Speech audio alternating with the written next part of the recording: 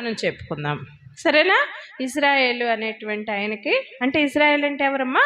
యాకోబు. యాకోబు యాకోబుని దేవుడు ఏం చేశాడు? ఇశ్రాయేలుగా చేశాడు. అంటే ఆయన మార్చుకున్నాడు, ఆయన స్వకీయ సాంపద్యంగా చేసుకున్నాడమ్మా. ఆయనకి తన వృద్ధాప్యంలో మరి ఒక కుమారుడు దేవుడిచ్చాడు. ఆయన పేరు యోసేపు. ఆయన పేరు ఏం పేరు చెప్పండి? యోసేపు. వాళ్ళు 12 మంది కుమారులు అన్నమాట. ఎంతమంది? 12 మంది. ఈయనకి యోసేపు కంటే చిన్నాడు, అంటే వాళ్ళ తమ్ముడు ఉన్నాడు. వాళ్ళ అమ్మకి ఇద్దరే, యోసేపు, బెన్యామీన్. ఇప్పుడు మనం యోసేపు గురించి మాట్లాడుకుంటాం, సరేనా? అయితే ఈ యోసేపు మరి బాల్యంలో తల్లి లేదని చెప్పేసి 12 మంది అని చెప్పాం కదమ్మా. 12 మంది వాళ్ళకి చాలా పశువులు ఉంటాయంట, గొర్రెలు ఉంటాయంట, చాలా సంపద అంతా బాగుంటే ఆ యొక్క పశువులకి, వాటికి, గొర్రెలకి మేత అక్కడ లేదంట. వాళ్ళున్న స్థలంలో మేత లేదు, అంటే వాటికి పుష్టిగా పెట్టడానికి. అందుకని ఈ యోసేపు ఏమో వాళ్ళ నాన్నగారి దగ్గర ఉంటారు. తర్వాత మిగతా వాళ్ళందరూ ఏం చేస్తారంటే ఆ పశువుల్ని, గొర్రెల్ని ఆయా ప్రదేశాలకి తీసుకుని తోలుకెళ్ళిపోతారనమాట. తోలుకెళ్ళి ఇంకా వాటికి మేత సంపాదిస్తారనమాట. అయితే ఈ యోసేపు తన తండ్రి దగ్గర ఉంటున్నాడు కదా, అయితే తల్లి లేదు కదా అని అంటమ్మా. వాళ్ళ నాన్నగారంట చాలా ప్రత్యేకంగా ఎంతో ప్రేమగా చూసుకుంటున్నాడంట. ఎంతో ప్రేమగా అంటే వీళ్ళని చూసుకోవట్లేదా అంటే కాదు, వీళ్ళ చూసుకుంటున్నాడు. వాళ్ళకంటే ఇంకా, ఎందుకంటే తల్లి ప్రేమ కూడా వాళ్ళ నాన్నగారు చూపించాలి కదా. అర్థమవుతుందా? యోసేపు వాళ్ళ నాన్నగారి పేరేంటి చెప్పండి? ఇశ్రాయేల్ అనాలి.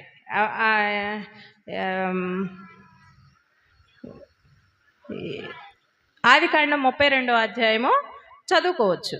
ఆ యోసేపు గురించి ఆదికాండం 32వ అధ్యాయంలో ఉంటుంది.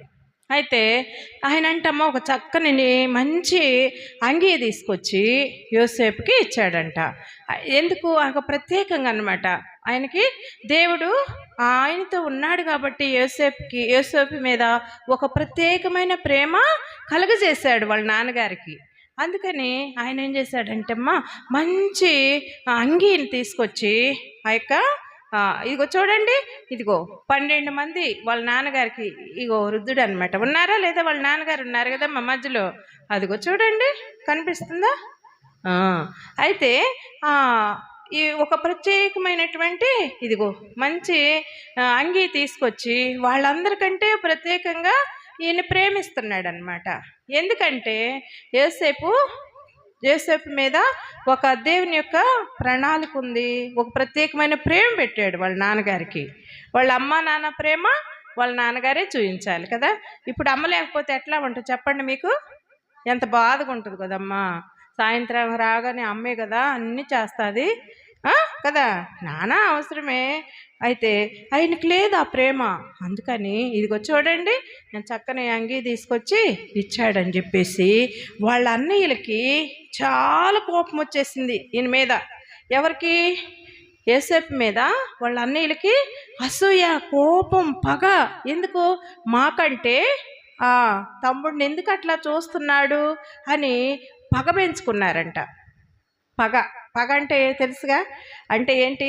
వాడిని ఎట్టన్నా ఏమన్నా చేద్దాం, వాడిని ఎందుకు చూడాలి. అయితే దీన్ని బట్టి ఏంటంటే పగ ఉంచుకోకూడదు, సరేనా? పగ ఉంచుకోండి. ఇప్పుడు మీ అన్న చెల్లెళ్ళు కానీ, అక్క తమ్ముడు కానీ అట్లా ఉంటారు కదా, అక్క చెల్లెళ్ళే ఉంటారు. నాకంటే అక్కను ఎక్కువ చూస్తుంది, నాకంటే చెల్లిని, అట్లా అనుకోకూడదు. కానీ వాళ్ళు అట్లా అనుకున్నారు. ఇదిగో చూడండి, ఈయనేం చేసేవాడంటే వాళ్ళ అన్నయ్యలు చేసేటి అక్రమం, అంటే ఏదైనా తప్పులు చేసాడు అనుకోండి, ఆ తప్పులు ఏనండి, ఏమన్నా తప్పు చేస్తే ఏం చేస్తున్నాడు? ప్రతిదీ వెళ్ళి వాళ్ళ నాన్నగారికి చెప్తున్నారు. ప్రతిదీ చూడండి, ఏమన్నా తప్పు చేశారనుకో వాళ్ళ అన్నయ్యలు పెద్దవాళ్ళు కదా, వాళ్ళు ఏమైనా తప్పు చేస్తే అవన్నీ, లేకపోతే ఈయన కూడా తిట్టేవాళ్ళేమో, నిన్నెందుకురా నాన్న అట్లా చూస్తున్నాడు అని తిట్టేవాళ్ళేమో, మనకు తెలియదు. కానీ అయితే అన్నీ తీసుకెళ్ళి వాళ్ళ నాన్నగారికి చెప్పేవాడంట. ఇదిగో చూడండి, అంటే ఏంటి, తనలో ఏముంది, యథార్థత ఉందన్నమాట. అట్టే చెప్తా ఉండంగా అయితే ఒక రోజంట యేసేపు పడుకున్నాడంట. పడుకున్నప్పుడు ఆయనకు ఒక కళ వచ్చిందంట. ఒక కళ వచ్చింది. ఏంటంటే పొలంలో వాళ్ళ అన్నయ్య వాళ్ళు, ఆయన, మీకు అందరికి తెలుసు, అని తెలియని వాళ్ళు కూడా ఉంటారు కదా, అందుకని మనం చెప్పుకుంటున్నాం. ఏం చేస్తున్నారంటే వరి ఉంటుంది కదా, వరి కోసి దాన్ని కట్టలు కడతా ఉన్నాయి అన్నమాట. అప్పుడంట ఈయన కట్ట అంటే ఇట్లా నిలబడిందంట. చూడండి, ఇదిగో మధ్యలో కనపడుతుందా, ఆ మధ్యలో ఉంది కదా, ఇవన్నీ వచ్చి ఆయన యొక్క మోపు దగ్గర సాగిలు పడినాయంట. ఇట్లా కళ వచ్చిందంట. ఆ కళ అంట చెప్పాడంట వాళ్ళ అన్నయ్యలకి. మరి చెప్పినప్పుడు వాళ్ళు ఏమంటున్నారంటే, నిన్ను నీ పనకి అంటే నీకు మేమందరం నమస్కారం చేయాలని ఇంకా పగబట్టారంట. ఇక్కడ ఉంటుంది, ఆయన యేసేపు మీద వాళ్ళు పగబట్టి మరీ పగబట్టారంట, మరింత పగబట్టారంట, అసూయ పడ్డారని ఈ 32వ అధ్యాయంలో రాయబడి ఉందన్నమాట. ఇదిగో, ఎందుకంటే ఈ కళ చెప్తే నీ చెప్పింది మేము వినాలా, నీకు నమస్కరించాలా, మేమెందుకు ఇట్లా చేయాలి అని చెప్పేసి ఇంకా పగబట్టేశారంట.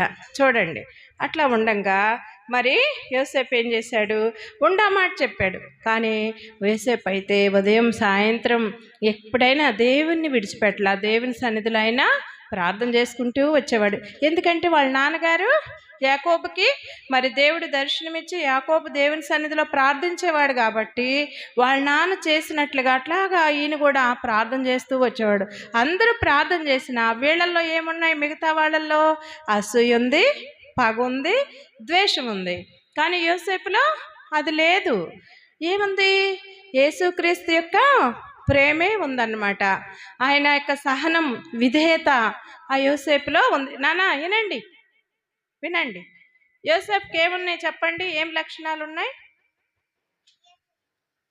యేసయ్య లక్షణాలు ఉన్నాయి కదా. అంటే ఏంటి చెప్పు, ఎవరు చెప్పింది, నువ్వా? అయితే యేసుక్రీస్తు యొక్క ప్రేమ యేసేపులో ఉంది. కానీ వాళ్ళ అన్నయ్యలో ఏముంది, వాళ్ళ అన్నయ్య వాళ్ళల్లో ఏముంది చెప్పండి, పగ, ద్వేషం, అసూయ, అవన్నీ కూడా వాళ్ళ అన్నయ్య వాళ్ళ జీవితంలో వాళ్ళ హృదయాల్లో ఉన్నాయన్నమాట.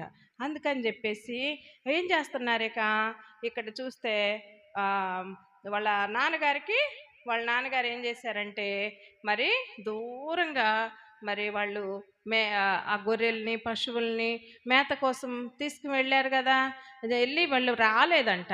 అందుకని చెప్పి వాళ్ళ నాన్నగారు ఏం చేశారంటే, కొంచెం ఆహారం సిద్ధపరిచి అన్నయ్య వాళ్ళకి తీసుకుని వెళ్ళి ఇచ్చిరా నాన్న అని చెప్పేసి యోసేపుకి ఇచ్చి పంపించాడంట. అయితే ఆ పొలంలో యోసేపు అటు ఇటు అంతా ఎతుకుతున్నాడంట. ఎతుకుతూ ఉండంగా మరి ఎక్కడా కూడా వాళ్ళు కనబడలా. అక్కడ ఉన్నటువంటి వాళ్ళతో మరి అడిగారంట, మరి ఇట్లాగా మా అన్నయ్యలు ఎవరైనా ఇక్కడ కనిపించారా అంటే, ఆ దోతానులు అంటే ఒక ప్రదేశం అన్నమాట, అక్కడ ఉన్నారని చెప్తూ వచ్చినప్పుడు వీళ్ళు ఏం చేశారంటే, ఇక యోసేపు వెళ్తున్నాడంట, వాళ్ళ దూరం నుండి చూశారంట. ఎవరిని చూశారు చెప్పండి, యోసేపుని. అప్పటికే ఇళ్ళలో ఏముంది, ద్వేషము, పగ, అసూయ పెట్టుకున్నారు. ఈయన్ని ఎక్కువ చూస్తున్నాడు, దగ్గర పెట్టుకుంటున్నాడు, తిరిగి మేము చేసేయన్నీ చెప్తున్నాడు అని చెప్పేసి బాగా పగ పెట్టుకున్నాడు కదా. ఎప్పుడు దొరుకుతాడా, ఎప్పుడు చూసినా నాన్నగారి దగ్గరే ఉంటున్నాడుగా, వాళ్ళ నాన్నగారి దగ్గర. ఎప్పుడు దొరికితే అప్పుడు ఏదో ఒకటి చెయ్యాలి అని పగ పెట్టుకున్నారనమాట. ఇంకా వాళ్ళకి సంతోషం ఇంకేముంది, వచ్చేస్తున్నాడు, ఈయన్ని ఎట్లా అన్నా కానీ ఈరోజు కథం చెయ్యాలి వాళ్ళు అనుకుని దూరంగా ఉండంగానే దురాలోచన చేశారనమాట యోసేపు మీద. కానీ యోసేపులో ఏముంది, ప్రేమ. ఆయన నిష్కపటంగా ఉండాడు కదా. నిష్కపటంగా ఉండి నన్నెందుకు ఏం చేస్తారు. ఇప్పుడు ఎవరైనా ప్రేమ కలిగి ఉన్నప్పుడు ఏమి ఎదటోళ్ళలో ఏముందో అని గ్రహించలేరు. ఎందుకంటే ఎదటోళ్ళకి హాని చేయకుండా అట్లా ఉంటారు కాబట్టి వాళ్ళల్లో మంచి మనసు ఉంటుంది. కాబట్టి యేసేపులో అదే ఉందన్నమాట. యేసేపులో అట్లా ఉంటే మరి ఎల్లగానే